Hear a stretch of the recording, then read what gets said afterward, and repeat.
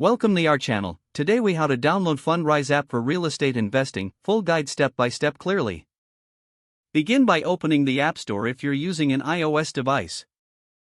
Alternatively, open the Google Play Store if you're using an Android device. In the search bar, type Fundrise to find the app. Look for the app developed by Fundrise, LLC. Tap on the app icon to view more details. Check the ratings and read a few reviews to ensure it's what you need.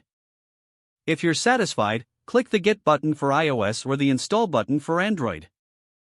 Wait for the app to download and install on your device.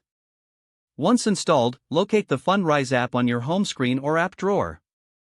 Tap on the app icon to open it. You'll be prompted to create an account or log in if you already have one. Follow the on-screen instructions to set up your account. Enter your email address and create a secure password. Provide any additional information required, such as your investment goals and preferences. Once your account is set up, you can explore various real estate investment options. Navigate through the app to familiarize yourself with its features. Review your investment portfolio and available opportunities. Begin investing by following the in-app instructions. Stay updated through notifications for new offers and updates. That's it. You've successfully downloaded and set up the Fundrise app for real estate investing.